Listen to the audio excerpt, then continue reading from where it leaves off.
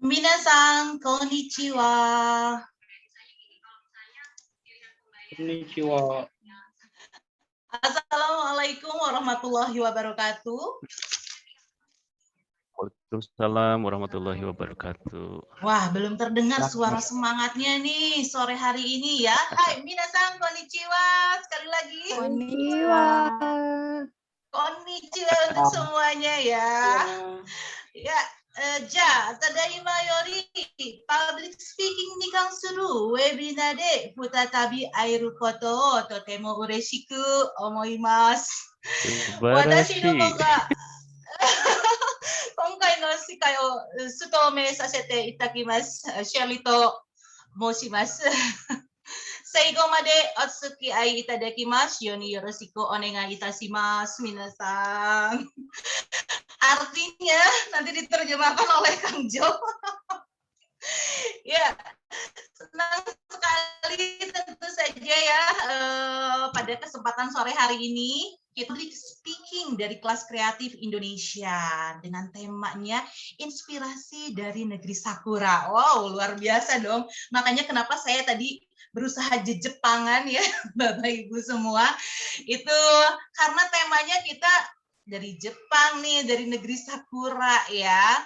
Ya, perkenalkan saya host hari ini ya, Shirley yang akan memandu webinar kita kali ini. Semoga semua peserta ya, narasumber yang sudah bergabung pada kesempatan sore hari ini dalam keadaan sehat, dalam keadaan semangat tentu saja ya, ganbatte minasang. Dan tentu saja demi kelancaran acara kita semua juga dalam webinar kali ini, kita mau mulai dengan doa bersama dulu ya, Bapak Ibu semua. Silahkan untuk memulai doa di dalam hati masing-masing sesuai dengan kepercayaannya. Kita mulai. Bismillahirrahmanirrahim.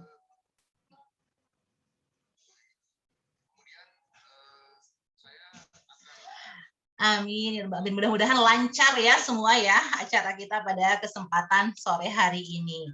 Ya, dan tentu saja acara kita ini akan padat sekali. Jadi jangan lupa siapkan juga camilan mungkin ya Kang Jo ya. Sama yang lainnya ada camilan, boleh sama ngopi-ngopi cantik juga pada kesempatan sore hari ini. Karena sampai pukul 17 nanti ya, kita akan padat sekali mengikuti sharing dari dua narasumber yang luar biasa. Bahkan satu saya pikir ini dari Jepang deh. Karena dari matanya ya, Nihonjin Mitai gitu. Jadi kayak apa ya, kayak orang Jepang gitu. Jangan-jangan ini benar orang Jepang nih yang hadir ya. Lux menipu, Ibu. Oh gitu, Lux menipu. Wah, ini yang ngomong jangan-jangan. Ya, dan tentu saja kita akan dapat sekali banyak ilmu dan pengalaman yang akan dibagikan oleh dua narasumber yang luar biasa pada kesempatan sore hari ini ya.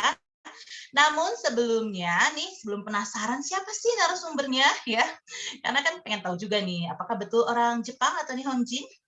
Nah, saya mau mengingatkan dulu untuk Bapak Ibu yang baru saja bergabung, ini sebetulnya apa sih KKI? Aduh, KKI ya kalau kita kalau kita singkat ya, atau Kelas Kreatif Indonesia. Saya perkenalkan dulu ya untuk Bapak Ibu semua yang baru saja bergabung dengan Kelas Kreatif Indonesia, terutama untuk kelas public speaking kali ini.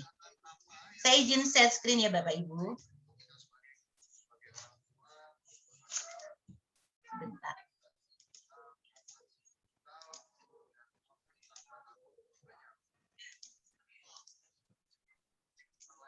Oke. Sudah bisa terlihat ya Bapak Ibu semua? Nah, inilah Kelas Kreatif Indonesia yang hari ini adalah seri public speaking ya. Seri public speaking yaitu inspirasi public speaking dari negeri Sakura, bersama nanti ada Kang Jo dan juga Kang Sigit Kurnia ya. Nah, sementara apa sih sebetulnya Kelas Kreatif Indonesia? Nah, kalau kita lihat tagline-nya ya, ada Connect, Learn, Share, Collaborate, Inspire, dan Empower. Ini adalah tagline yang diusung oleh komunitas pendidik Kelas Kreatif Indonesia. Nah, komunitas pendidik kelas kreatif Indonesia adalah sebuah personal learning community ya atau PLC yang anggotanya di sini rata-rata memang ada guru-guru ya, ada dosen dan pemerhati pendidikan. Di tahun 2008, kelas kreatif Indonesia bernama Education Development Project ya. Berkembang di 2018 menjadi kelas kreatif dan 2020 menjadi komunitas pendidik kelas kreatif Indonesia. Nah, visi dari komunitas ini adalah salah satunya untuk sarana ya pengembangan profesional secara informal. Tentu saja ini basisnya juga harus kolaborasi ya. Untuk educator saling berbagi, kita diskusi, sharing pengalaman, belajar dan berkembang bersama. Yang diharapkan apa? Supaya kita semua bisa jadi lifelong learner ya, yang bisa melakukan refleksi terhadap praktik mengajar masing-masing atau dalam kehidupan kita ya. Lalu bisa melakukan riset juga terhadap teori, strategi, dan metode pembelajaran yang kreatif, inovatif, dan juga interaktif. Dan tentu saja bisa mengimplementasikannya di kelas ya atau dalam kehidupan nyata, dan tujuan akhirnya adalah menghasilkan sebuah kelas yang menginspirasi bagi siswa-siswinya. Nah, ini adalah tim dari manajemen kelas kreatif Indonesia. Ada 10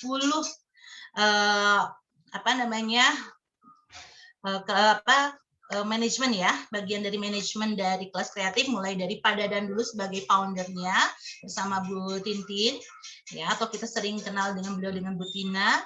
Ada Bu Isri juga, Bunda Ati ya, Pak Asep, ada Pak Tris, Bu Nisa, Pak Belvin, Bu Pipit, dan saya sendiri ya. Jadi kita tergabung dalam tim manajemen kelas kreatif Indonesia saat ini. Nah, dalam kelas kreatif ini banyak sekali kegiatan ya yang kita lakukan ya Bapak Ibu beserta dengan guru-guru atau dosen-dosen dan pemerhati pendidikan lainnya. Seperti ada kegiatan menulis yang sudah dibukukan ya, ada yang berupa cetak ataupun yang masih bentuk e-book atau digital ya.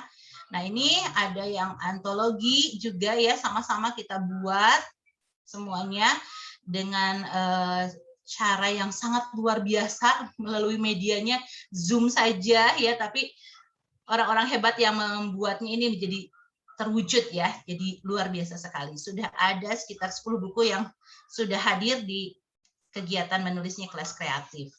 Selanjutnya kelas kreatif juga berkembang ya Bapak Ibu, menjadi ada kelas kreatifnya public speaking seperti kegiatan hari ini ya.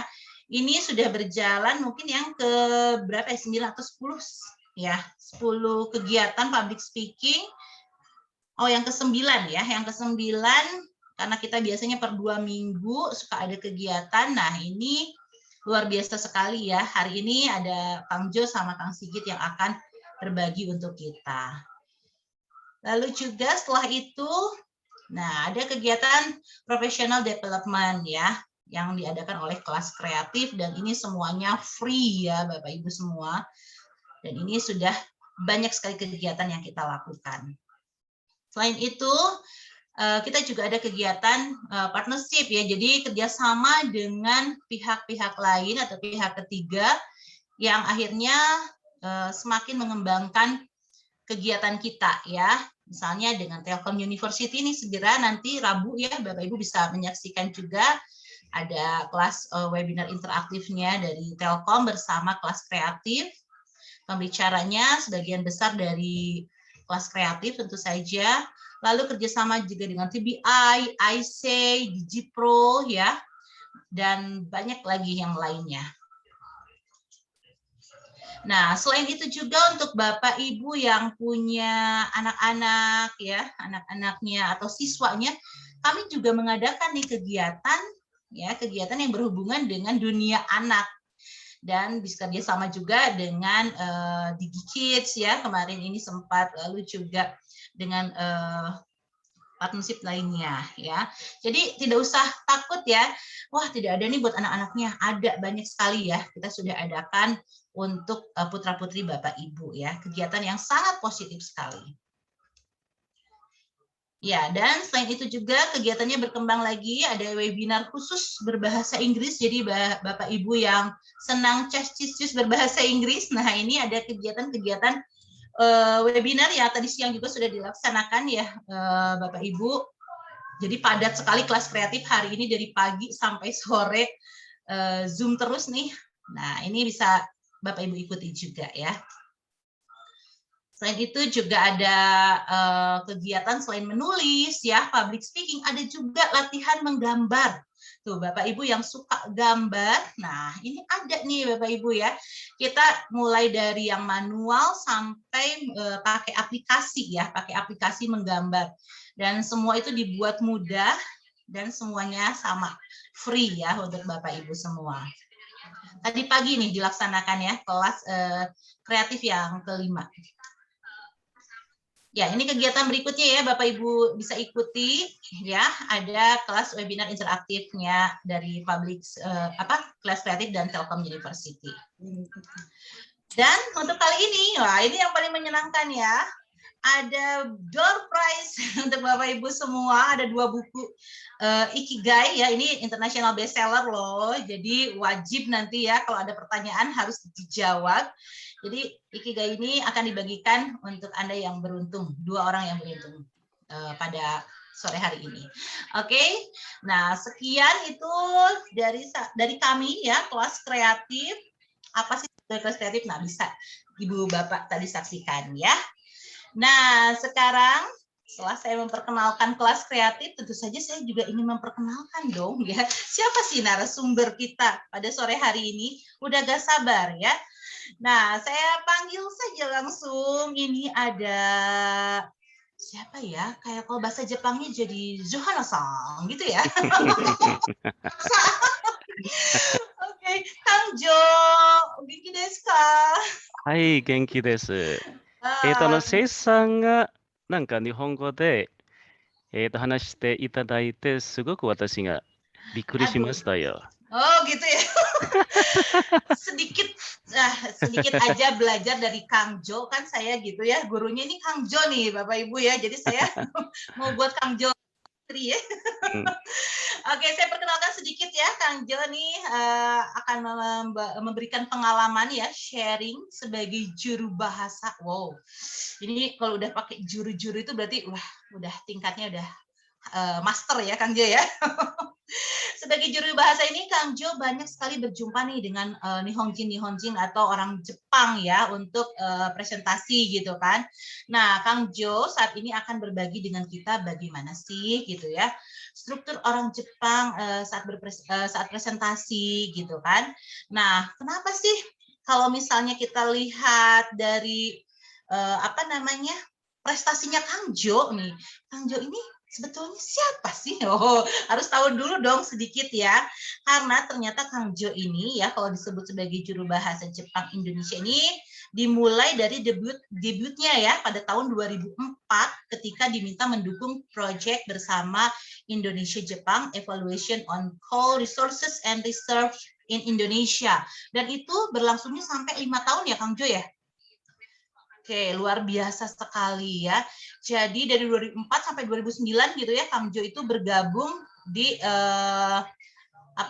kegiatan proyek tersebut ya, dan juga pernah menjadi TPM Assessment Komatsu Undercarriage Indonesia Plan. Wow, luar biasa ya. Lalu ada di Japan Industrial Standard. Nah, ini juga pernah di 2019. Ada juga Omega New Platform Socialization and Leader Recognition ya di Kuta Bali. Aduh, maaf nih belepotan bahasa Inggrisnya. Biasa bahasa Jepang, Kang Jo. Dan ternyata ya. Wah, dan banyak sekali ini ya. Pokoknya Kang Jo ini sebetulnya lulusan dari Unpad ya. Oke, bahasa Jepang dan juga Widya Tama ya, Universitas Widya Tama dengan jurusan bahasa Jepang juga. Luar biasa sekali ya. Mudah-mudahan Kang Jo ini menjadi kegiatan hari ini menjadi inspirasi nih untuk yang cinta banget sama bahasa Jepang ya, seperti saya suka banget, tapi bukan yang hal-hal wibu-wibu ya, Kang Jo ya. Bukan wibu ya. Bukan wibu, ini betul-betul pengalaman kita bagaimana untuk sebagai seorang public speaking ya, berpresentasi gitu. Oke, tidak usah lama-lama, saya berikan waktu untuk Kang Zul. Hai, silahkan Kang Zul. Iya, oke. Busei luar biasa ya. Tadi saya dapat kejutan. Dibuka dengan bahasa Jepang dan bahasa Jepangnya bagus sekali. Sugoyo, subarashi kata. Oke, baik. Saya minta izin untuk share screen ya, Bu ya. Oke, mudah-mudahan kelihatan dari Silakan, sini. Sebentar ya. Sudah kelihatan kah? Oke, sudah Kang. Sudah ya. Sudah. Hai. Minasan konnichiwa. Ziko sokai sasete itadakimasu. Johana tomoshimasu ga yoroshiku onegai itashimasu. Nichijou katsudo to shite wa, 日本語に通訳者として仕事やってるという、ことなんですけれども、これからはちょっと別の話に関して発表したいと思います。Oke, nah kalau saya mulai dengan bahasa Jepang, kelihatannya semua mendengarkan gitu ya dengan khusyuk begitu ya. Mudah-mudahan paham. Siap. Ada di bawah kok. Ada di bawah ya ininya ya. Oke, baik Bapak dan Ibu sekalian, sengaja ya saya buka tadi dengan bahasa Jepang. Sebetulnya saya pikir Bu saya tidak bisa bahasa Jepang ya, jadi sedikit spoil tuh ya. Kejutan dari saya karena ternyata Bu saya juga bisa bahasa Jepang dengan luar biasa. Oke, ini sebetulnya salah satu contoh saja kalau misalnya kita ingin membuka satu acara begitu ya, pakailah bahasa yang tidak dipahami oleh audiens kita, tapi jangan lupa untuk menerjemahkan setelah itu. Yang tadi saya sampaikan adalah perkenalan singkat saja sebetulnya saya Johana, saya bekerja sehari-hari sebetulnya sebagai juru bahasa ya, juru bahasa atau interpreter begitu. Nah, ini kesempatan ketiga Bu saya berada di sini alhamdulillah. Jadi kesempatan pertama itu lebih ke motivasi begitu ya, kenapa kita harus berpublic speaking. Kesempatan kedua beberapa saat yang lalu itu lebih ke cerita saya, pengalaman saya ketika jadi MC. Nah, dan hari ini kelihatannya akan sama sekali berbeda dengan dua kesempatan yang lain begitu ya. Mungkin akan sedikit membosankan, mohon maaf kalau misalnya yang sudah membandingkan dengan sesi-sesi saya sebelumnya, tapi mudah-mudahan bisa dapat sesuatu dari pertemuan kita hari ini. Nah, saya lanjut ke slide berikutnya. Jadi, sesuai dengan judulnya, Inspirasi Public Speaking dari Negeri Sakura. Nah, kenapa dikaitkan dengan Negeri Sakura? Oke, nah apa sih sebetulnya hubungan saya dengan Jepang ini begitu ya?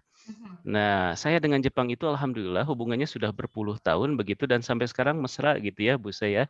Jadi tidak bisa meninggalkan Jepang, Jepang juga kelihatannya tidak bisa meninggalkan saya begitu ya.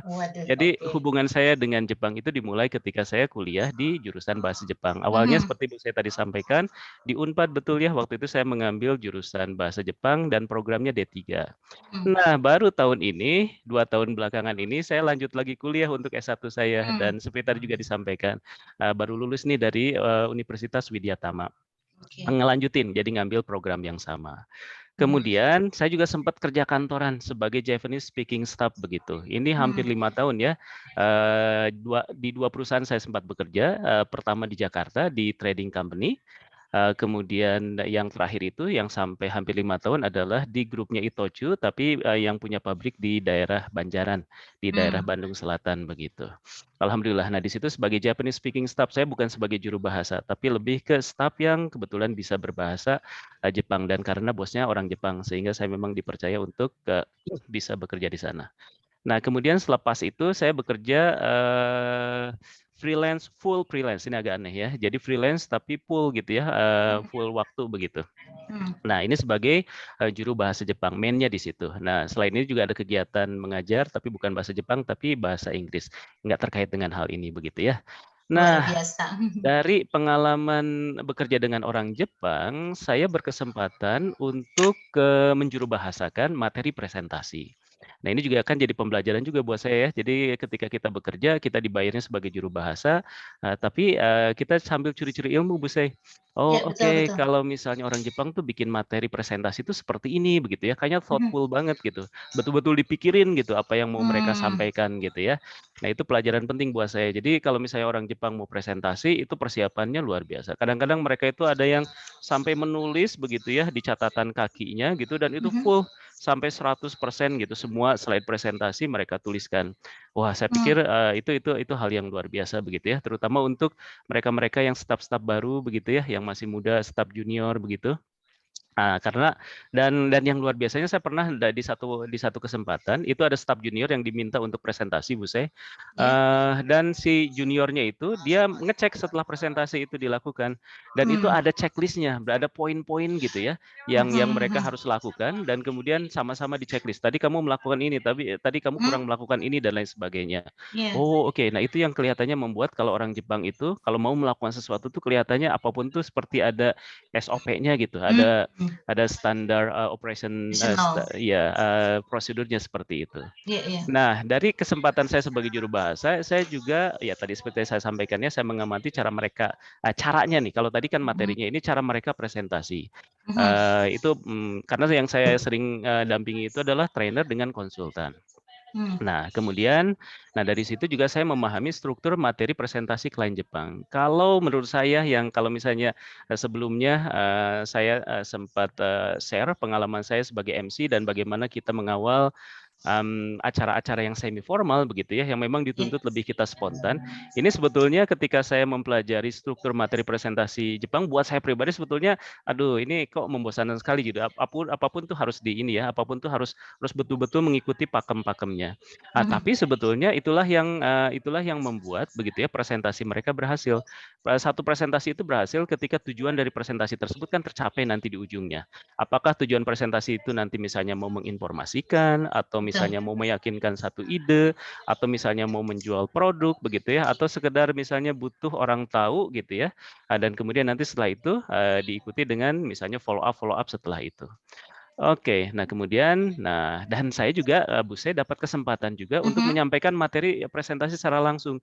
Nah, ini kejadiannya waktu itu saya bertugas sebagai juru bahasa sebetulnya di satu pameran pariwisata.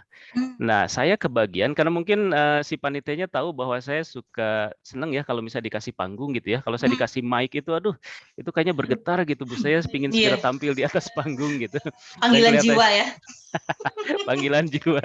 Jadi ketika ada sesi presentasi waktu itu dari stand-stand gitu ya, dari beberapa stand yang memang mereka bayarnya lebih kelihatannya supaya diberikan kesempatan presentasi. Nah, jadi ini orang Jepang yang saya dampingi harusnya presentasi, tapi dari panitia mereka bilang waktunya nggak cukup nih kalau misalnya dia presentasi kemudian diterjemahkan. Karena kan jadi double secara waktu begitu ya. Jadi akhirnya udah langsung aja katanya juru bahasanya yang langsung bertugas untuk presentasi. Aduh, saya bilang. Itu kan tantangan lain ya dan harus diberi gaji yang berbeda sebetulnya karena di luar tanggung jawab kita sebagai juru bahasa. Tapi saya melihatnya itu peluang saya untuk dapat portfolio lah istilahnya.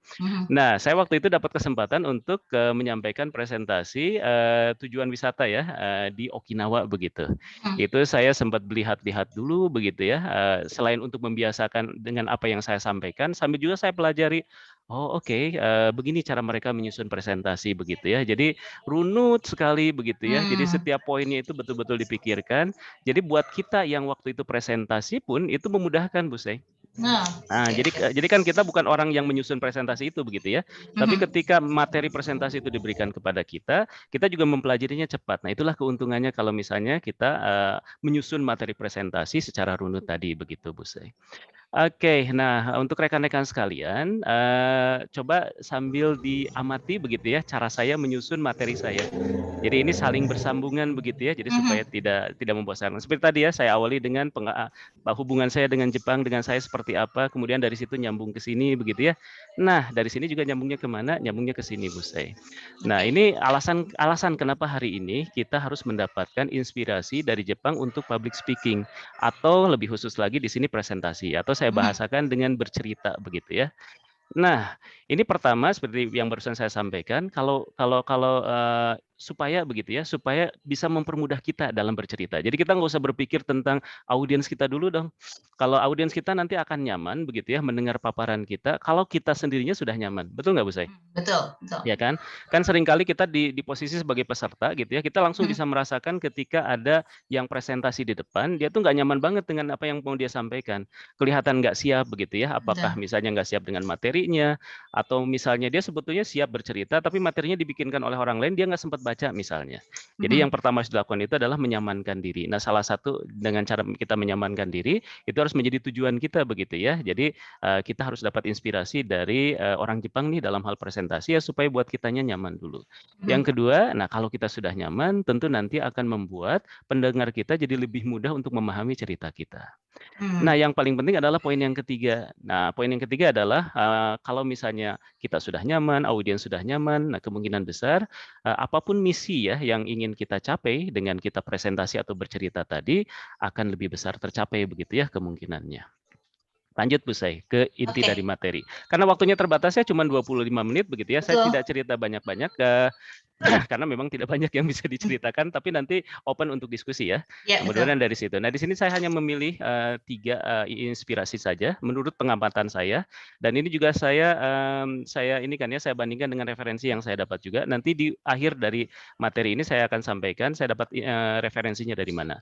Yang pertama itu adalah kita kalau misalnya mau bercerita atau mau presentasi itu harus menciptakan jalan cerita. Jadi seperti halnya orang mau cerita mau storytelling atau misalnya kalau kita baca buku yang fairy tale begitu ya, itu kan ada plot story-nya, kemudian ada konfliknya, dan kemudian di ujungnya itu kan ada solusi dari konflik tersebut kan begitu ya.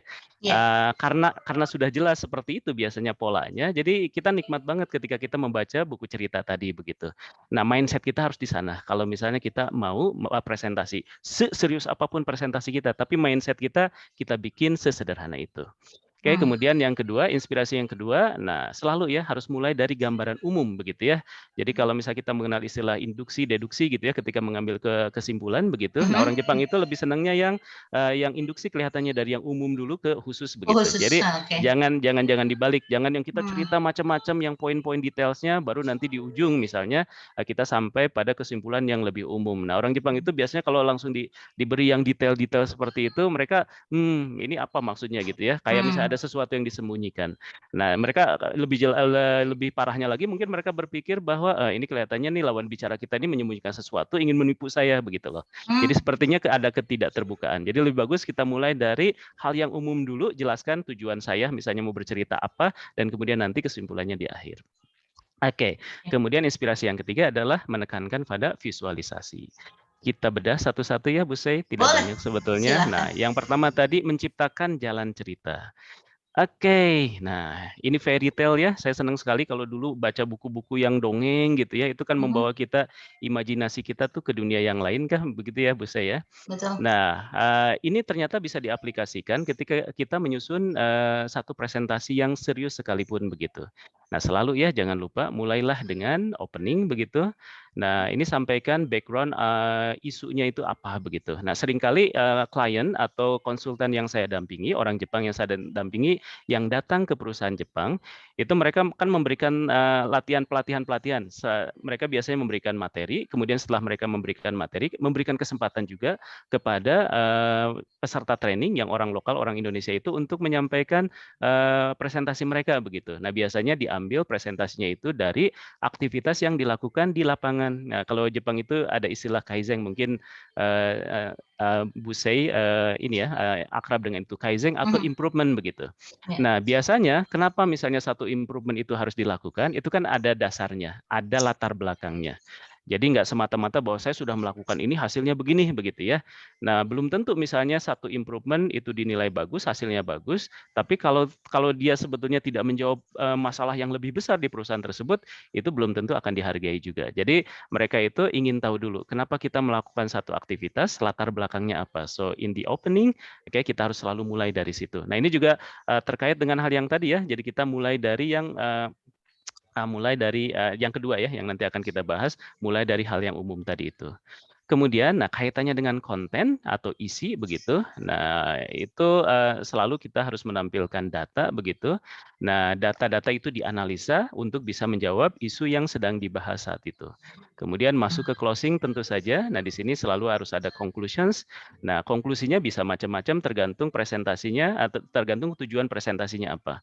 Kalau misalnya tujuan dari presentasi itu adalah menyampaikan satu masalah, kemudian ada pembahasan dengan menyampaikan data-data yang relevan dan terkait dengan itu, tentu konklusinya atau kesimpulannya nanti adalah bahwa ada solusi yang alternatif solusi yang ditawarkan begitu ya. Nah, ini saya ada garis miring begitu, maksudnya kalau ternyata tujuan dari presentasi ini adalah hal yang lain, misalnya kaitannya ingin menginformasikan satu improvement begitu, ya nanti berarti di akhirnya result atau hasil dari improvement yang kita lakukan itu seperti apa. Nah, ini saya cerita sedikit terkait aktivitas terakhir saya sebagai juru bahasa. Ini tadi juga sempat disampaikan oleh Bu saya, jadi ada TPM assessment. Ini ada assessment untuk TPM. TPM itu total productive maintenance. Nah, ini mungkin belum terbiasa ya rekan-rekan pendidik sekalian. Tapi intinya begini. Jadi di Jepang itu kan banyak metode-metode mereka untuk memperbaiki kondisi perusahaan gitu ya yang disebarkan ke seluruh dunia. Nah, salah satunya adalah TPM ini. Nah, TPM ini tuh biasanya sederhananya begini. Kalau misalnya kita punya satu mesin, oke, kalau misalnya di satu perusahaan yang tidak mengimplementasikan TPM, ini satu mesin ini lifetime-nya dia cuma bisa bertahan 5 tahun. Habis 5 tahun itu perusahaan tersebut dia harus investasi mesin yang baru. Itu kan mahal begitu ya. Nah, dengan mengaplikasikan TPM ini gitu ya, total productive maintenance tadi, itu perusahaan tersebut itu bisa memperpanjang lifetime dari mesin tersebut. Bisa jadi 10 tahun, bisa jadi 15 tahun begitu. Tapi harus ada usaha ekstra yang dilakukan supaya si mesin tersebut dia bisa bertahan lama begitu ya, seperti itu. Nah, saya selama 5 tahun belakangan ini mendampingi konsultannya TPM ini. Nah, setiap kali ya konsultan itu datang ke datang ke perusahaan di mana dia memberikan konsultasi dan kemudian mendengarkan presentasi dari staf lokal begitu ya.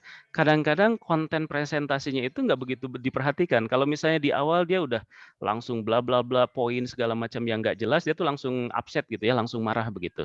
Dia selalu mengingatkan ke hal yang mendasar. Kamu kalau mau berpresentasi harus mulai dari yang ini, balik lagi latar belakangnya, kenapa sih kamu harus mengangkat tema ini begitu. Dan kemudian kalau latar belakangnya jelas, misalnya kita mau bercerita tentang satu masalah, masalah tersebut dilatar belakangi oleh apa, di situnya sudah jelas, baru nanti yang berikutnya kontennya kaitannya dengan data apa segala macam mau dia dengar. Kenapa? Karena kalau misalnya dari awalnya salah, itu nanti kesananya juga akan salah.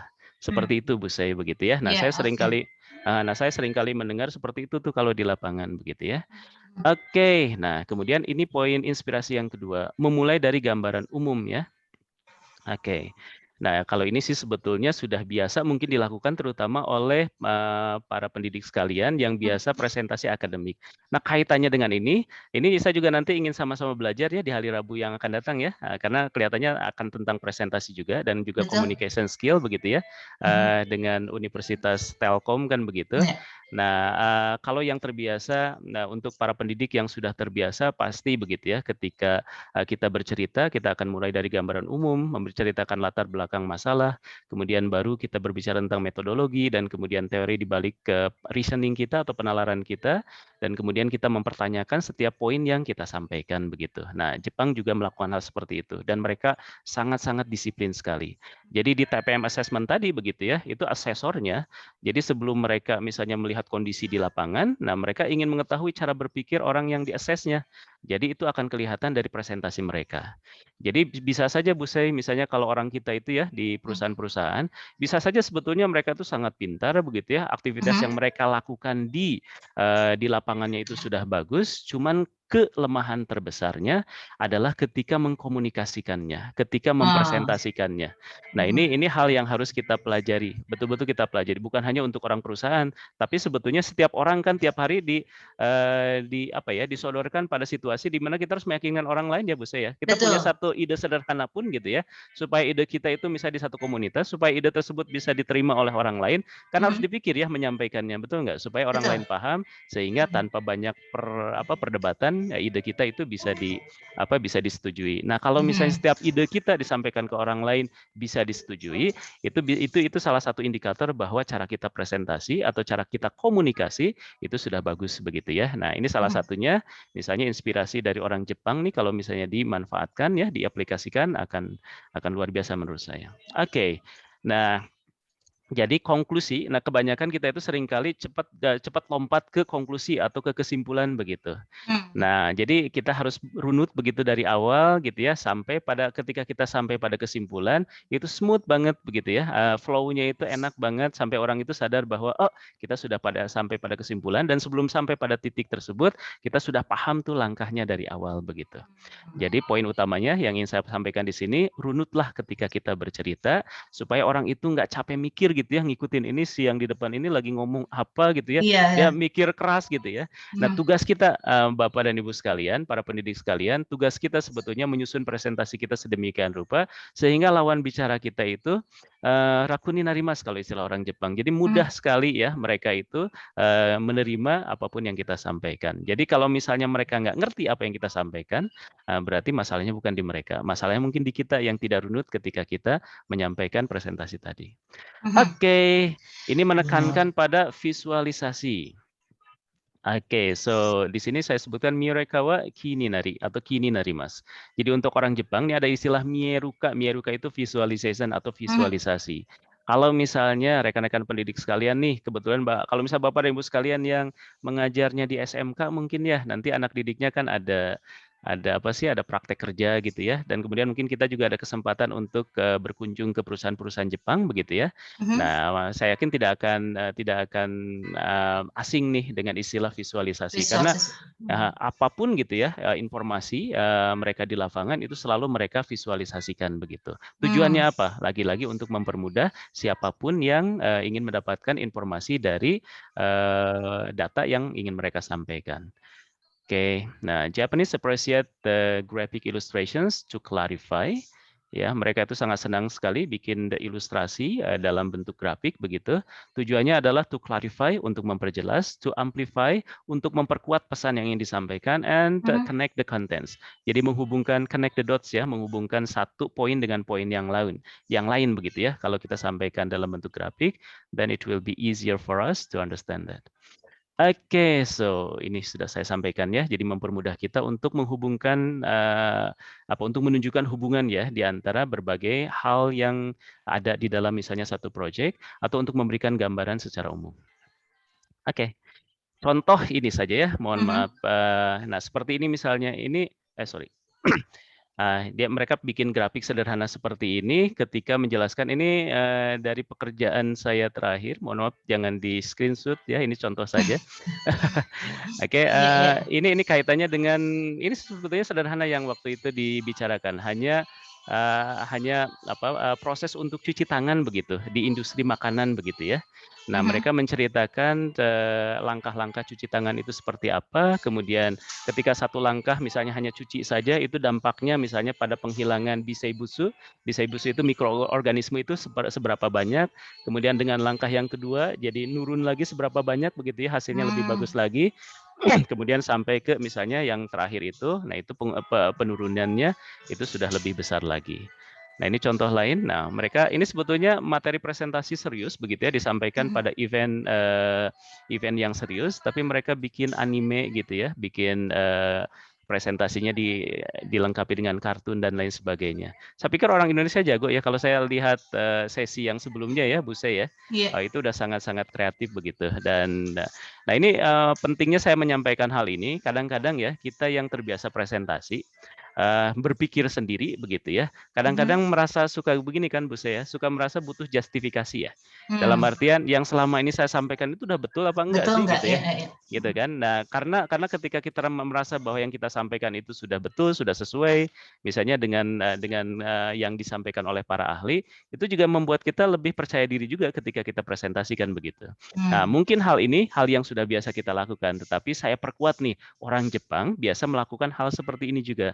Ini bercerita tentang gitu ya. Ini gambar tapi membentuk matriks ya Bu saya. Jadi maksudnya di atas itu ada penjelasan.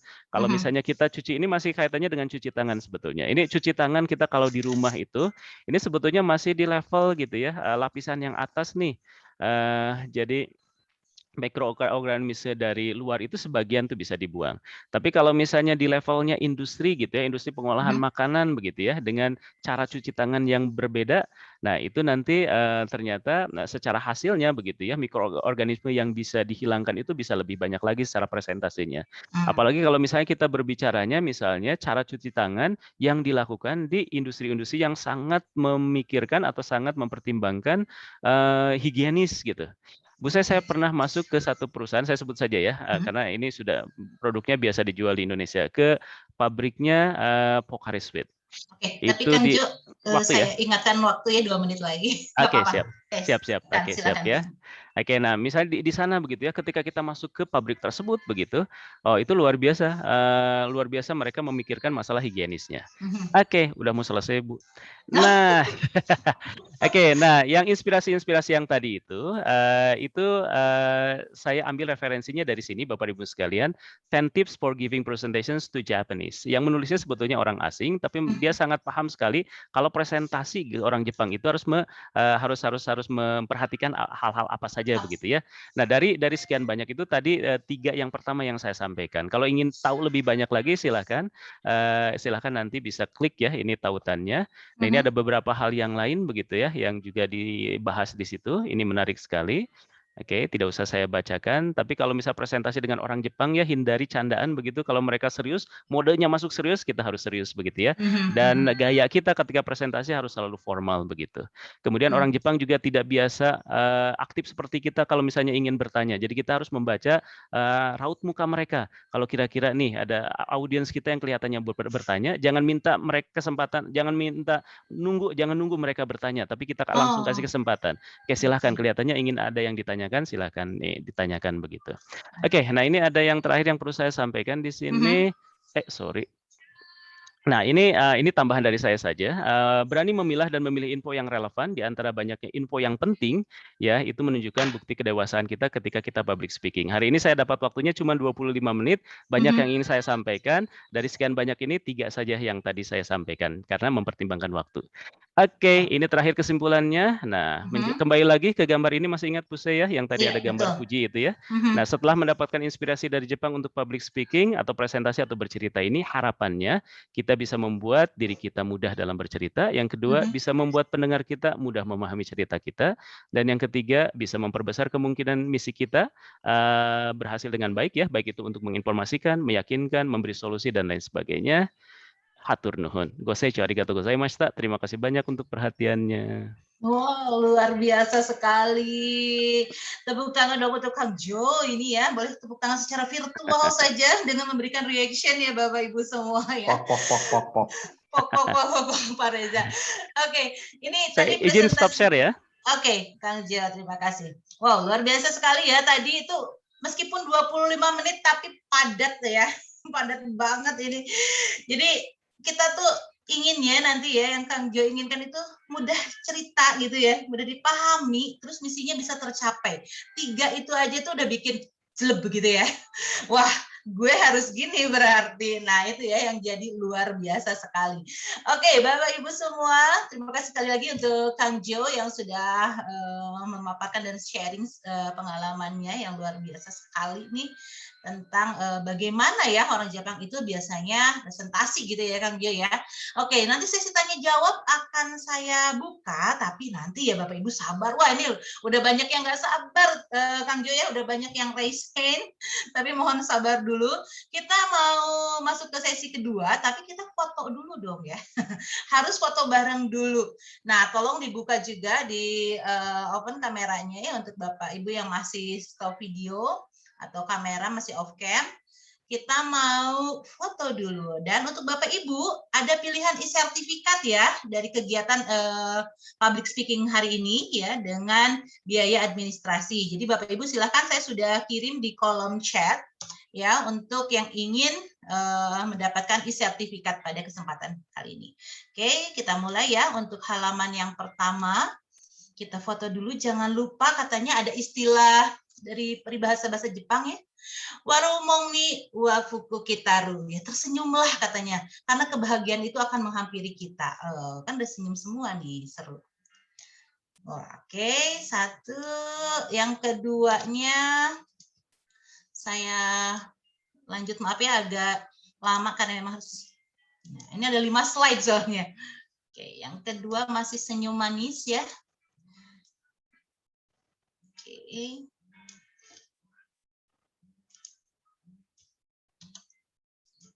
Yang ketiga sekarang. Yang ketiga udah mulai nutup semua ini. Belum ada yang membuka kamera, tapi tidak apa-apa, saya foto saja ya. Oke. Satu lagi, yang keempat, maaf. Yang keempat juga sudah tidak ada yang membuka kameranya. Padahal kita peserta ada sampai 100 ya Bapak Ibu. Tapi semua masih malu-malu untuk ini ya, untuk memperlihatkan mukanya nih. Ya, selesai Bapak Ibu semua. Terima kasih sekali untuk sesi fotonya. Sekali lagi saya ingatkan, untuk Anda yang ingin mempunyai sertifikat dari kegiatan public speaking kali ini, ya silakan untuk mengisi Google Form yang sudah saya sediakan di kolom chat ya. Nanti tanya jawab setelah yang berikut ini. Ada satu lagi nih ya. Satu lagi narasumber kita yang luar biasa juga, tidak kalah hebatnya dengan Kang Jo. Kalau Kang Jo kan tadi mirip orang Jepang gitu ya, betul-betul nih Hongjin banget gitu. Nah kalau ini Sunda Jin ya. Ini mah benar-benar Sunda Jin pisan. Aduh. Jin Sunda. Oh, Jin Sunda. Jangan dibalik, nanti serem. Halo, apa kabar Kang Sigit? Alhamdulillah. Ini lagi empuk sedikit ini. Pantesan agak bindeng-bindeng ya, mudah-mudahan cepat sehat. Ya. Amin ya rabbal alamin. Ya, kita sedikit perkenalan dulu ya, siapakah Kang Sigit ini ya. Kang Sigit ini pernah nih punya pengalaman dulu katanya di coach sama orang Jepang langsung ya untuk presentasi. Iya. Ini ada video siapa? Iya. Iya. Kepijit kayaknya. Oke, sebentar saya lihat dulu sebentar ya Bapak Ibu. Iklan. Ada iklan. Saya ini adalah temannya Ibu Sherly, itu yang jelas ya. Gitu ya, kita teman satu kelas ya. SMA. Tapi jangan disebutin umur ya, ketahuan nanti. Oke.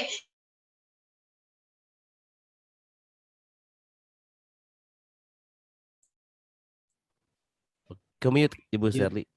Iya. Oke, sorry ya. Oke, Kang Sigit ini nih saya perkenalkan lagi ya, seorang founder dari Sekolah Bicara. Ini lembaga training public speaking and broadcasting ya, Kang Sigit ya. Betul. Dan seorang voice over talent, juga dosen di salah satu universitas swasta di Kota Bandung. Jelas ini dosennya juga dosen bahasa Jepang ya, Bapak Ibu semua ya, bukan dosen yang lain-lain nih. Dan Kang Sigit ini pernah nih punya pengalaman di coach langsung katanya oleh orang Jepang untuk presentasi. Nah, Kang Sigit akan berbagi pengalamannya sore hari ini. Bagaimana sih memaknai tentang persiapan yang sesungguhnya? Karena biasanya kadang-kadang kita suka nggak siap, tiba-tiba ngeblank gitu kan saat presentasi ya. Nah, Kang Sigit akan siap-siap bercerita untuk kita semua. Saya persilahkan Kang Sigit. Hai dozo. Ya, arigatou gozaimasu. Mohon maaf ini agak-agak flu jadi agak-agak merdu ya. Tapi masih merdu Kang, masih. Seksi suaranya. Seksi ya. Seksi banget. Oke, assalamualaikum warahmatullahi wabarakatuh. Minasan konnichiwa. Konnichiwa. Tahu ya ibu-ibu pasti ya, meskipun bukan jurusan bahasa Jepang pasti tahu ya ohayo gozaimasu, konnichiwa ya. Minimal nonton itu ya, siapa Doraemon kali ya. Doraemon ya. Doraemon. Betul. Atau arigatou gozaimasu. Atau sering ke Rameng. Kalau ke Rameng apa dikenalnya? Bahasa kita. Ya? Irashaimase. Oh, irashaimase ya. Itadakimasu juga ya. Itadakimasu ya. Kalau ke Ramen di Indonesia.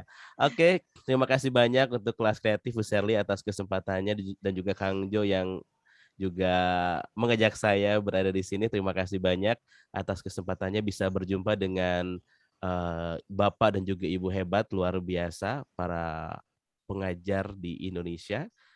ini di Bandung saja atau Jabar juga nih Bu Sherly? Ini sampai seluruh Indonesia, Kang Sigit. Wah, mantap. Sampai ke luar negeri loh. Oh, ke luar negeri betul. Iya. Jadi Dari saya Arab jangan ada kan ya? ada dari Jeddah ya. Jadi Dari saya Jeddah. jangan pakai bahasa Sunda nanti rooming. Iya, betul, betul. Oke, pertama-tama saya ingin perkenalan diri dulu tentunya ya. Tak kenal maka kenalan ya. Iya, Betul nggak betul. sih? Kalau Betul. nggak kenalan kita nggak kenal siapa saya gitu ya. Supaya kita bisa lebih nyaman. Ini penting ya karena dengan kita kenalan sambil saya share screen mohon izin dulu ya.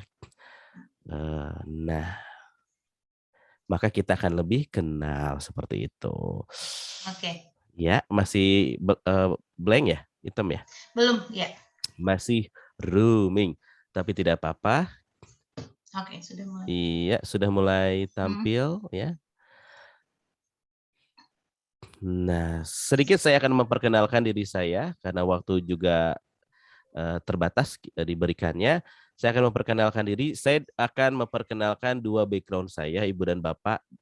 Dua background yang dulunya saya bingung harus memilih tapi nggak mau milih gitu ya. Yang pertama adalah background akademik, yang kedua adalah background hobi. Nah, background hobi atau kepraktisian lah istilahnya seperti itu.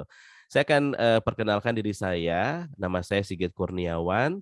Saya orang Bandung.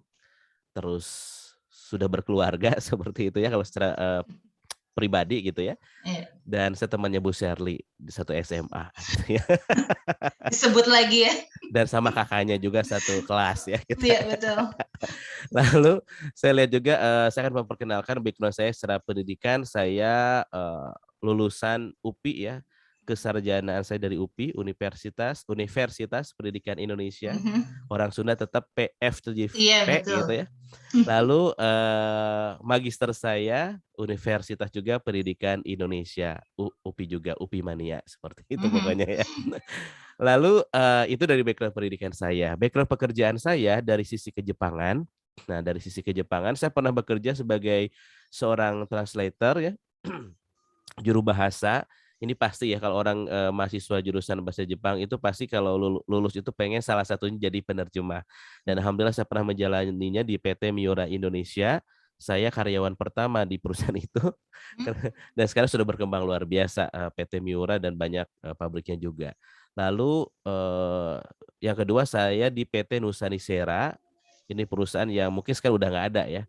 Sebetulnya PT Nusanisera perusahaan pertama saya ini juga punya orang Jepang gitu, tapi udah nggak ada sekarang. Lalu yang perusahaan kedua saya adalah PT Miura Indonesia. Lalu itu di perusahaan, terus karena orang UPI tentunya punya impian ya Bu, Bapak ya, kita pengen jadi pendidik, betul nggak Bu ya? Berkelana kemanapun kita pasti pengen kembali lagi ke akademi kita ya sebagai pendidik. Akhirnya saya bercita-cita menjadi pengajar. Alhamdulillah saya sekarang mengajar di Universitas Widyatama. Lalu saya mengajar juga di Universitas Komputer atau Unikom. Dan saya juga mengajar di Universitas Nasional Pasim atau UNAS Pasim. Oke. Lalu itu background saya di bidang Kejepangan. Nah, background saya di bidang lainnya, di bidang broadcasting dan public speaking, Ibu dan Bapak. Saya pernah menjadi penyiar radio sejak 2003 ya. Saya dulu di RRI membawakan acara pendidikan bahasa Jepang seperti itu. Lalu akhirnya saya ternyata suka ya dengan dunia broadcasting, padahal asalnya hanya utusan himpunan mahasiswa aja gitu ya dulu itu ya. Kok enjoy banget ya jadi seorang penyiar radio. Akhirnya saya pengen dong jadi penyiar beneran. Emang nggak beneran kemarin gitu ya. Maksudnya di swasta gitu ya. Akhirnya alhamdulillah saya ikut audisi announcer di salah satu radio swasta dan alhamdulillah saya diterima dan kurang lebih saya dari 2005 siaran di radio swasta tersebut sampai dengan 2018.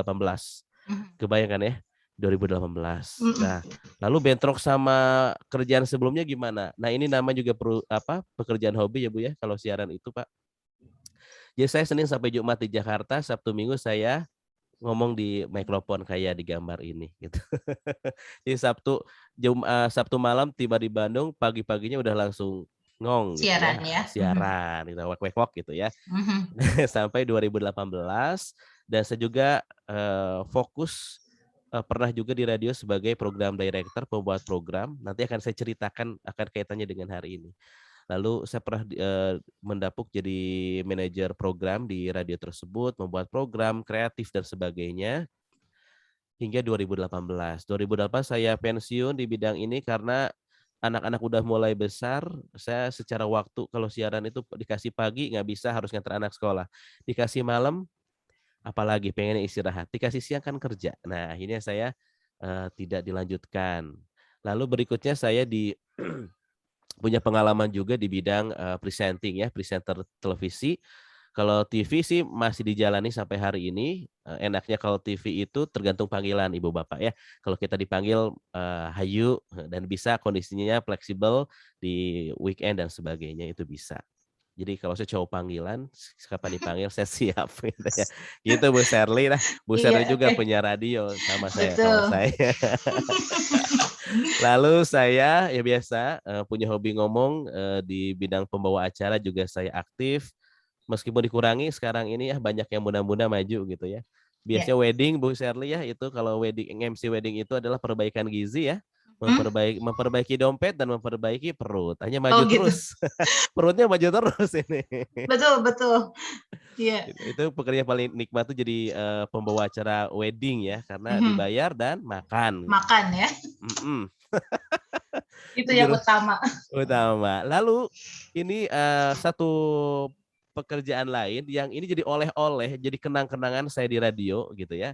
Meskipun radionya nggak aktif sekarang, tapi apa ya, oleh-olehnya masih saya amalkan. Saya jadi pekerjaan bagi saya yaitu voice over talent. Nah, apa sih voice over talent? Mungkin Bapak Ibu gambarkan jadi narator Bu, pembaca narasi di iklan. Kalau Bapak Ibu dengar di iklan kan suka ada yang ngomong tuh di TV ya. Nah, ya kayak gitulah kalau di TV ya. Atau sebetulnya VOT ini atau voice over talent ini luas sebetulnya Bu. VOT ini luas bukan hanya iklan ya. Kalau sekarang apalagi zaman now ini sangat banget dibutuhkan Bapak Ibu bikin apa ya, audiobook misalkan, itu kan butuh orang yang bacain ya, itu namanya voice over talent. Jadi narator lah kalau istilah mudahnya. Nah ini aplikasinya luar biasa di zaman sekarang ini. Dan sekarang saya terlibat di audiobook Bapak Ibu, mungkin ada nanti yang pelajarannya sama. Jadi saya terlibat di proyeknya Pusat Buku Kemendikbud, Ibu, Bapak. Saya membacakan untuk audiobook pelajaran matematika kelas 10 dan IPA kelas 10. Ya, jadi nanti si Kementerian Pendidikan itu bikin satu website atau aplikasi yang nanti anak-anak bisa dengerin buku yang mereka pelajari seperti itu Bu Sherly. Gitu. Meskipun saya baca gitu ngerti ya, nggak ngerti ya apa yang saya baca. Apalagi bahasa kimia opo iki gitu ya, kimia gitu ya. Nah, saya terlibat sekarang di audiobook Pusbuk ya, Pusat Buku Kemendikbud, alhamdulillah. Job yang berikutnya yang baru-baru nih yang the newest ini pekerjaan yang orang nggak pikir itu pekerjaan ya, yaitu membacakan. Jadi saya jadi narator untuk PPT Bu, kebayang nggak sih Bu? PPT. Jadi PPT yang dibuat orang Jepang ya, orang Jepang buat PPT, terus dia pengen dibacain dong ininya si PPT-nya. Apalagi orang Indonesia literasinya rendah ya Bu ya, jadi kalau dengerin mah lebih betah. enak ya. Jadi itu hal yang dulu mungkin nggak kepikiran jadi sebuah pekerjaan. Ternyata walau ya Allah gitu ya, ternyata jadi sebuah pekerjaan ya. Apalagi zaman now ini ketika sosial media sangat merajai. Nah itu dia latar belakang saya, dan saya punya lembaga namanya Sekolah Bicara untuk pelatihan public speaking dan juga broadcasting. Itu cerita saya. Lalu dulu gini ya, saya pernah berpikir nih Ibu Bapak ya, biasa ya kita akademiknya apa, kesukaannya apa. Kadang-kadang kok nggak nyambung ya gitu ya. Saya akademiknya bahasa Jepang, tapi kesukaannya di public speaking, broadcasting, apa nyambungnya itu 2007, 2006 tuh ya. Saya coba apa ini? Ya berdoa ketika berdoa tuh apa ini rahasianya gitu ya. Saya kok mendalami dua-duanya begini, perasaan kok tidak ada hubungannya sama sekali. Kalau dulu seperti itu gitu ya. Tapi ternyata jawabannya hari ini bahwa ketika pandemi ini skill ini yang memang dibutuhkan.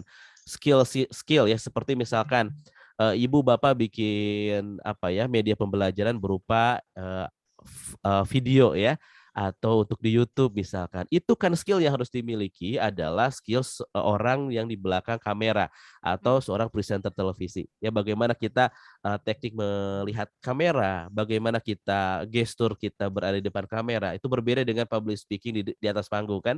Karena ketika di kamera kita dibatasi dengan gambar kamera itu ya, dengan ruang kamera yang lebih terbatas. Nah, itu ilmu-ilmu TV yang akhirnya sekarang oh iya ya, semua orang jadi punya, harus punya sekarang ini. Lalu apalagi kalau radionya di mana? Radionya orang-orang berbondong-bondong bikin podcast gitu ya.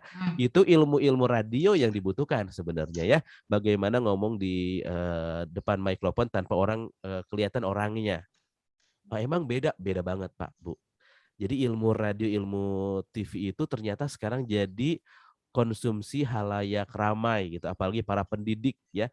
Apalagi anak-anak zaman sekarang itu wah canggih-canggih. Saya barusan juga lihat di salah satu kampus, salah satu media bikin lomba podcast untuk anak-anak SMA. Sekarang berarti ilmunya kalau dulu ini khusus untuk orang-orang media ya, radio, TV yang punya, sekarang semuanya harus punya karena medianya mendukung. Kalau dulu sangat eksklusif kepemilikan media, hanya orang TV, orang radio yang punyanya.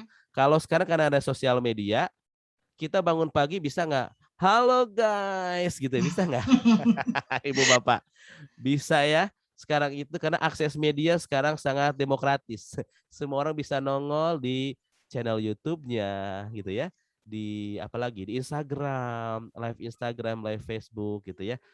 Sekarang semua orang punya akses ke semua hal itu. Tinggal apa ilmunya sebenarnya, agar kita bisa menampilkan yang terbaik. Nah, itu hubungan antara bahasa Jepang dan public speaking. Dan nyambungnya lagi Ibu dan Bapak, alhamdulillah di jurusan-jurusan prodi-prodi sastra Jepang itu sekarang ada mata kuliah tambahan ya berupa public speaking. Padahal saya nggak request ya. Oh sekarang in ya.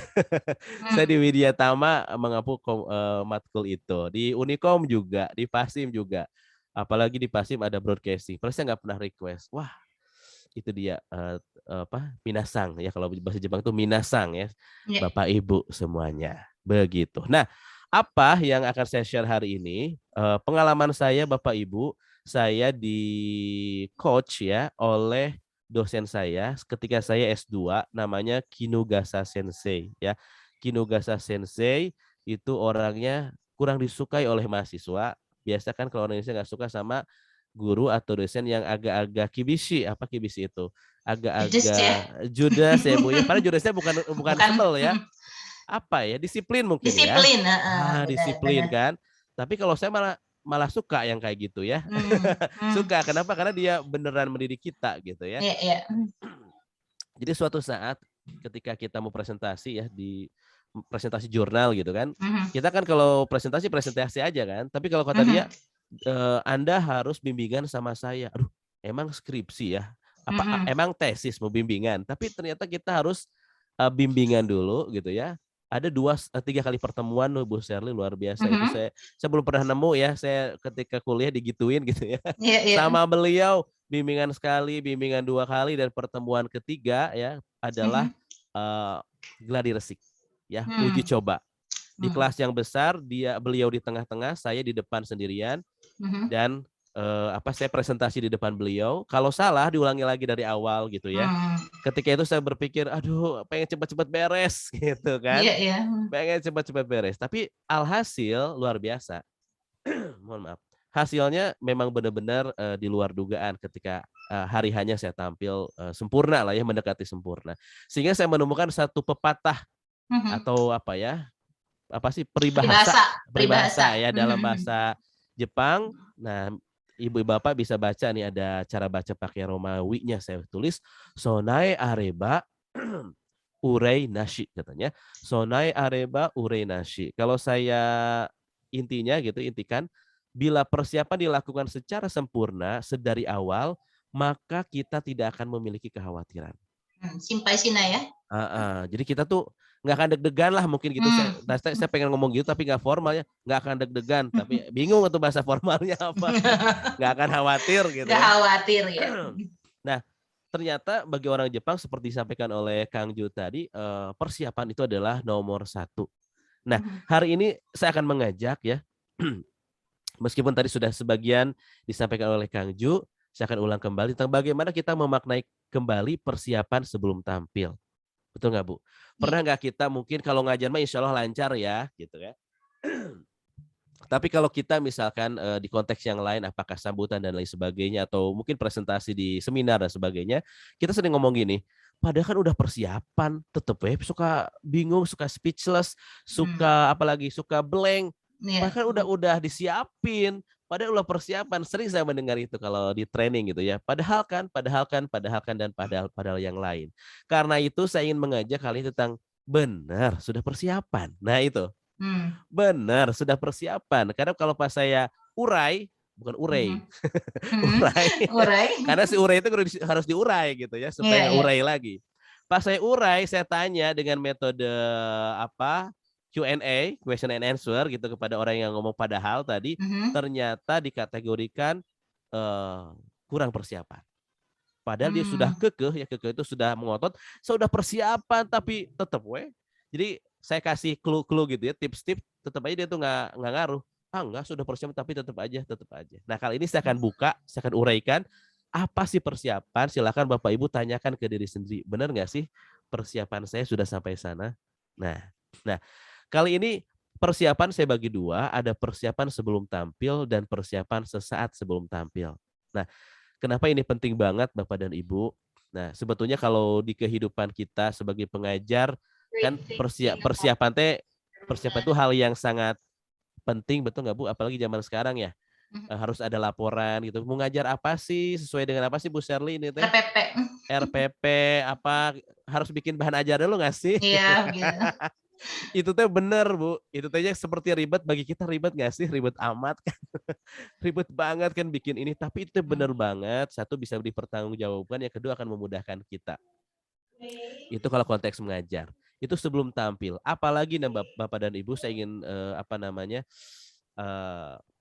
ingin coba kita lihat, orang itu beda-beda ya startnya itu. Ada orang yang memang cerdas secara linguistik ya. Orang cerdas linguistik kan insya Allah nggak disuruh ngomong juga ngomong sendiri gitu ya. Nggak disuruh ngarang sendiri gitu. Tapi ada orang yang kecerdasan linguistiknya agak kurang gitu ya.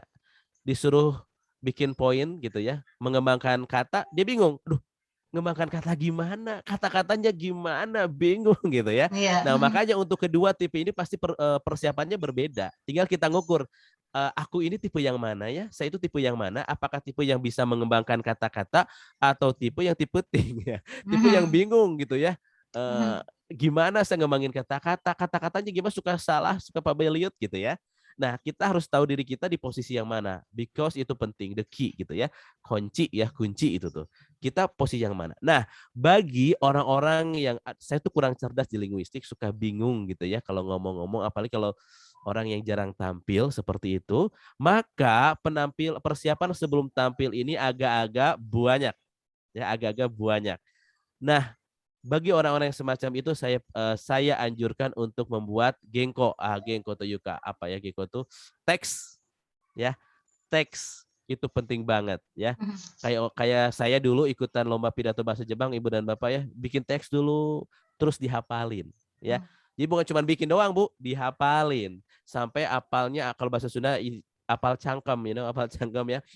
Apal menuju ke apal banget gitu ya. Nah, dulu ingat waktu Bu Syari, kalau ingat saya ikut lomba pidato bahasa Jepang masih apal cangkep, ternyata lupa. Tapi sekarang saya tahu teknik ngelesnya, tetap nggak ketahuan gitu ya. Nah, maksudnya harus sampai apal. Jadi bagi orang yang saya kurang cerdas, suka bingung mengembangkan kata-kata, maka dia harus bikin sebuah teks dulu, dihafalin dulu gitu ya, sampai akhirnya hafalannya tuh alami gitu ya. Agar jadi nggak kayak orang ngapalin. Jadi hafalkan sampai level dia alami gitu.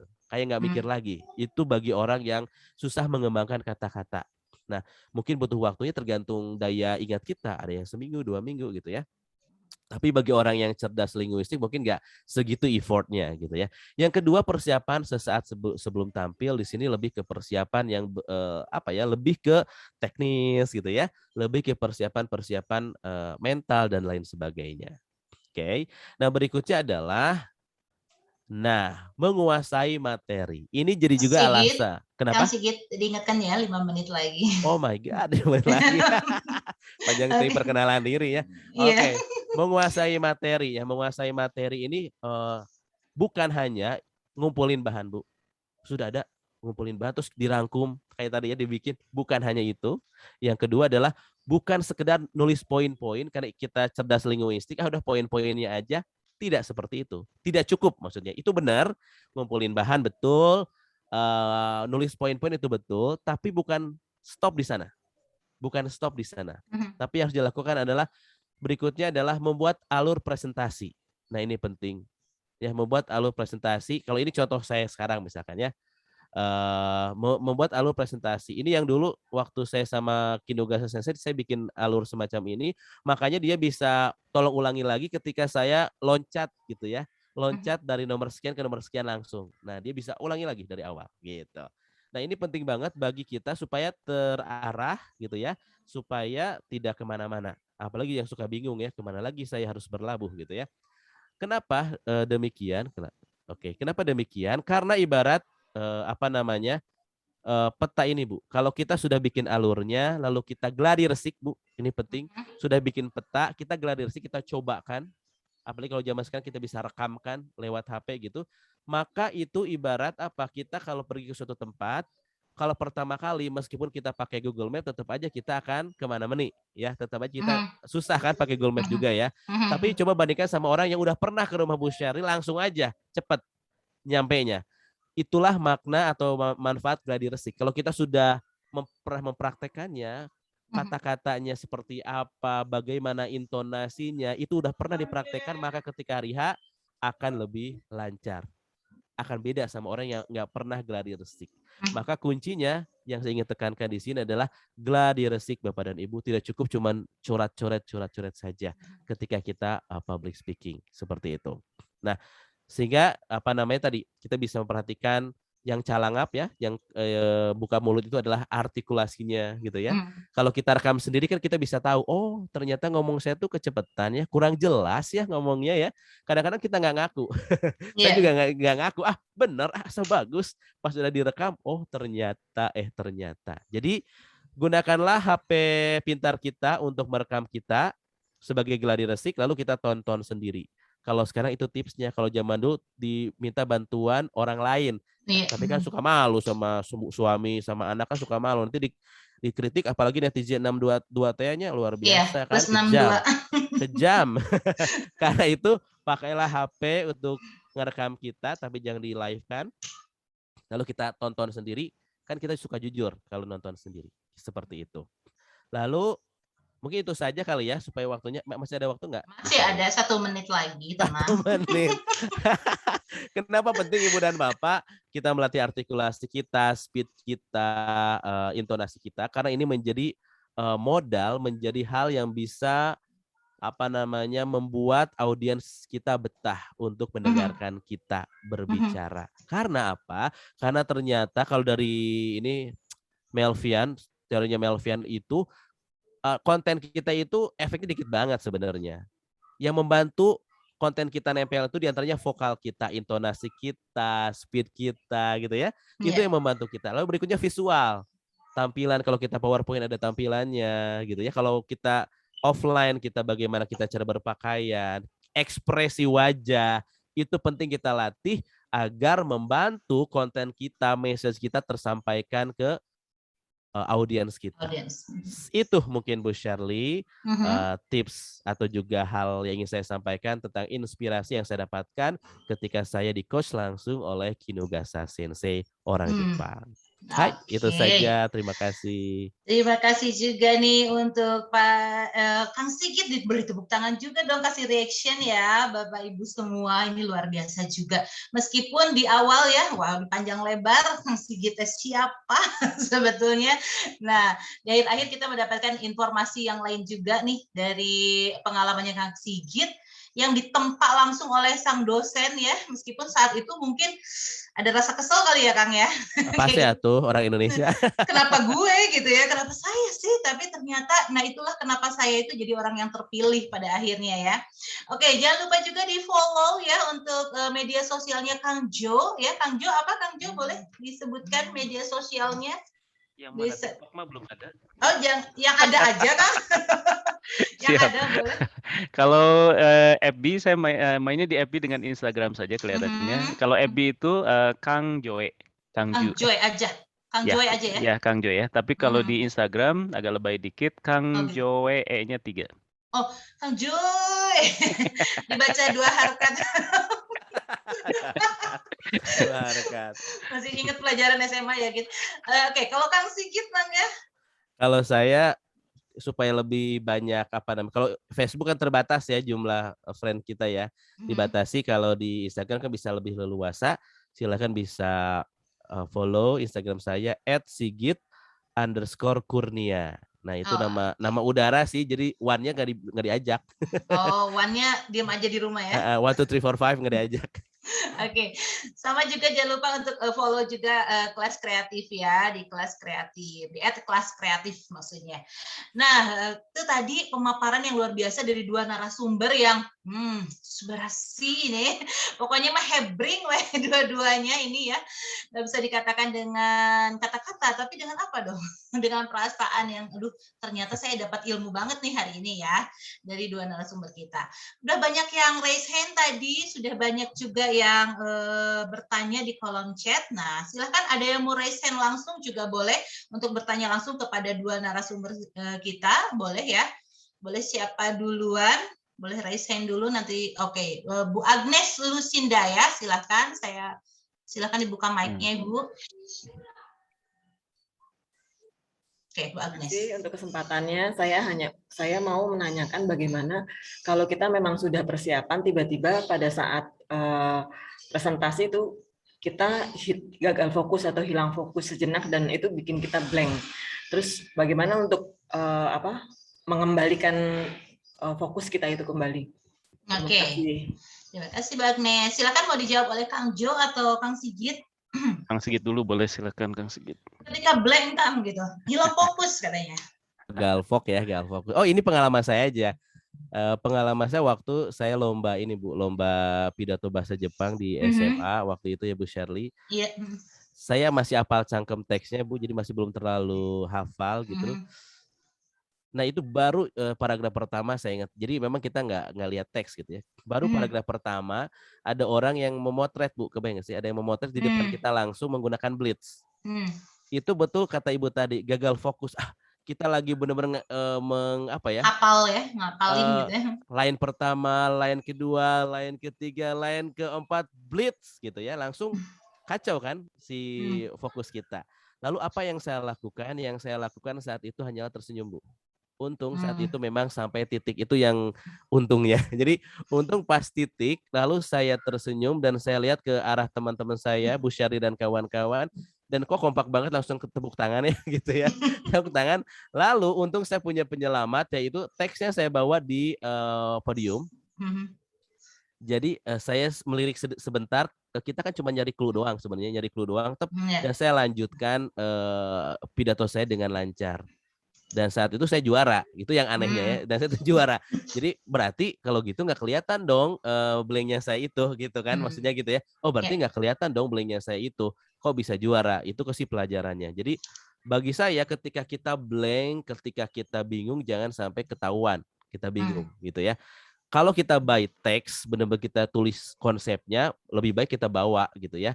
Sebagai clue kita melihat, oh kita kemana. Itu kalau kasus seperti itu.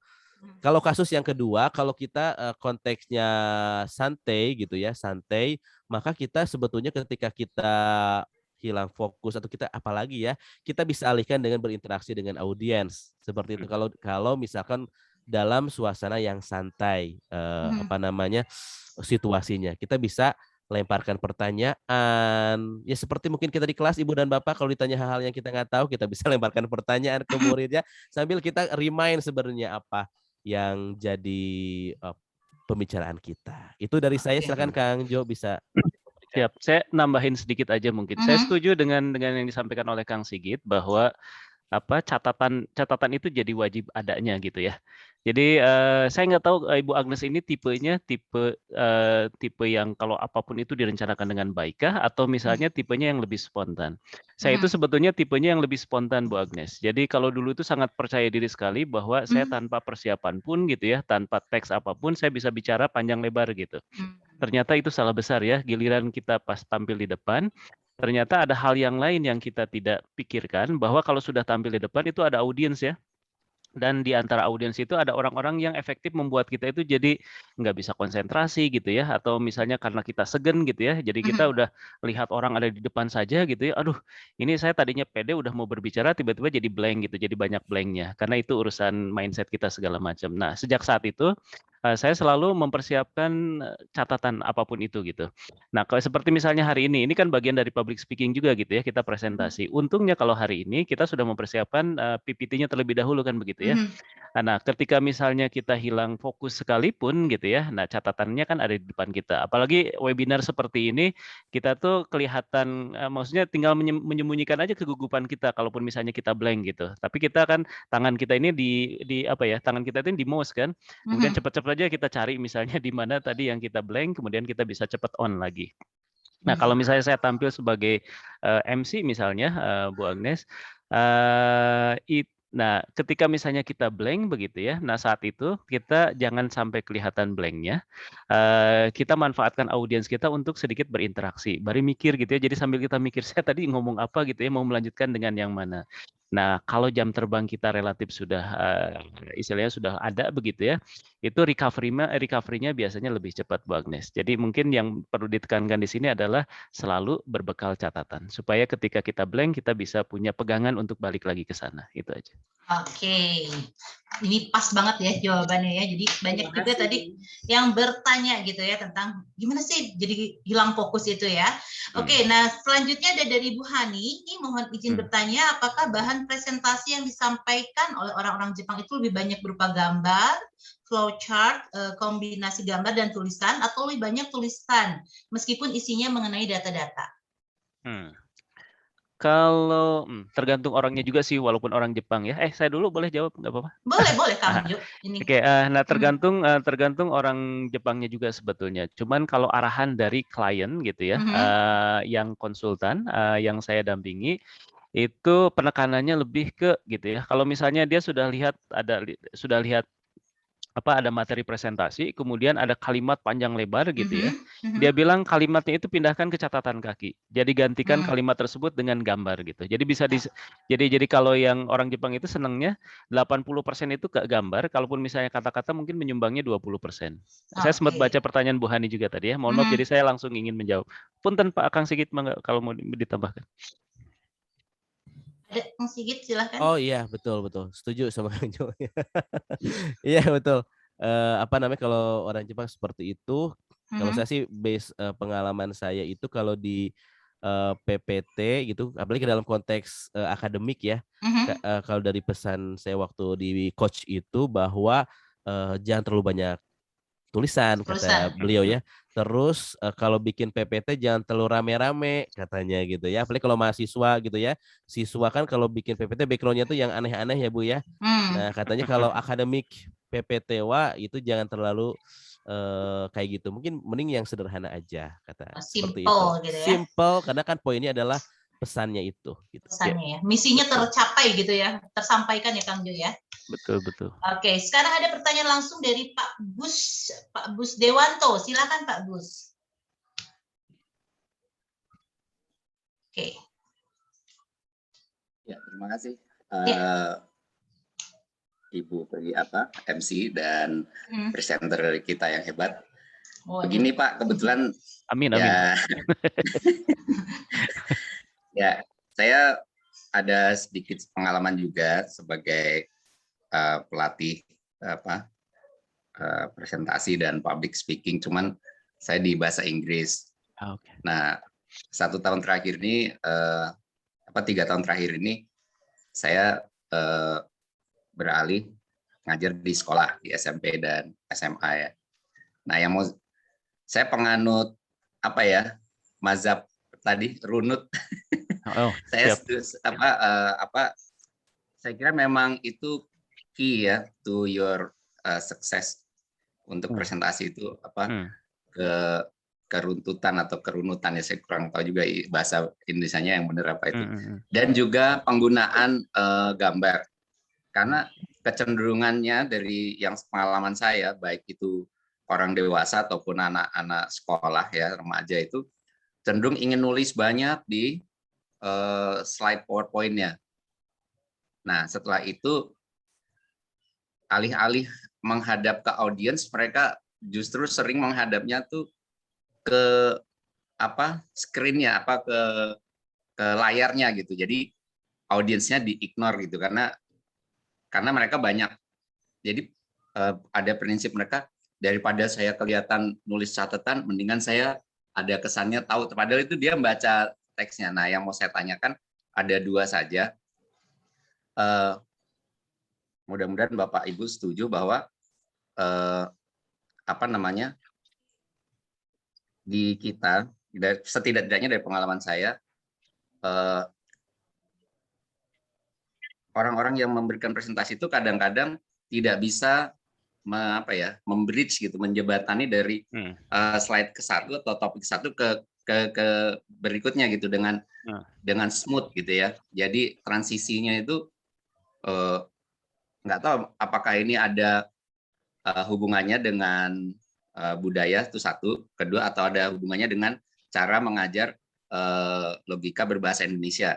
Jadi padahal kata-kata seperti namun demikian atau bagaimanapun juga, jadi kayak misalnya mereka habis menyampaikan sesuatu ide, lalu kemudian mau mengkontras gitu, itu kayaknya susah banget ngajarnya.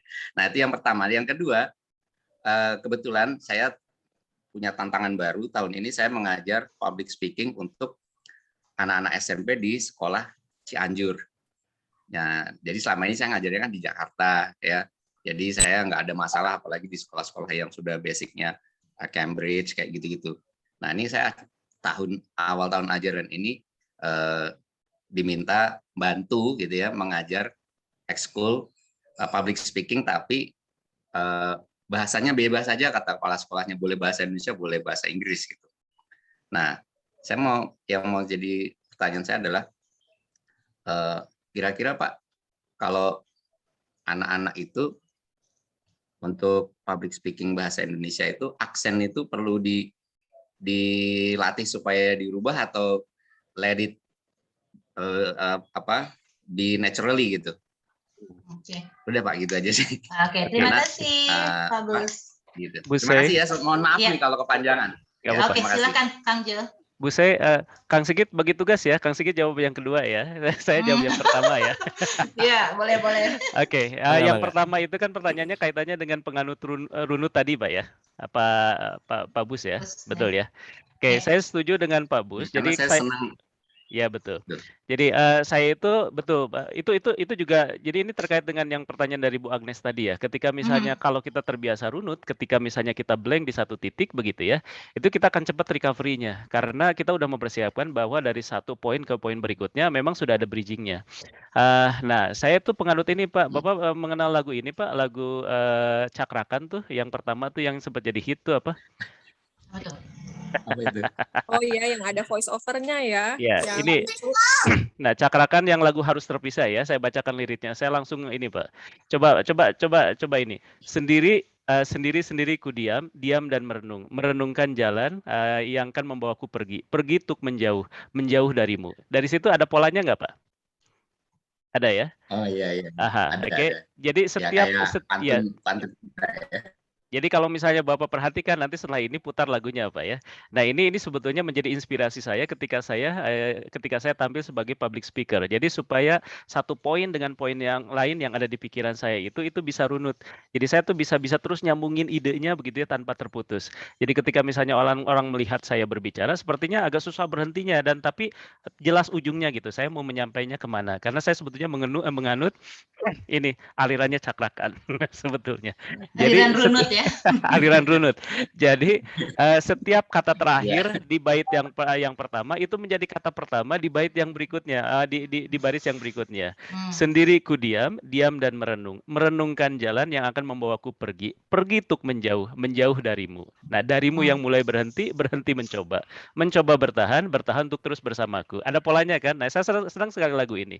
Jadi kalau misalnya Pak Bus tadi melihat materi presentasi saya, itu saya atur sedemikian rupa dari satu slide ke slide berikutnya ada kaitannya, Pak.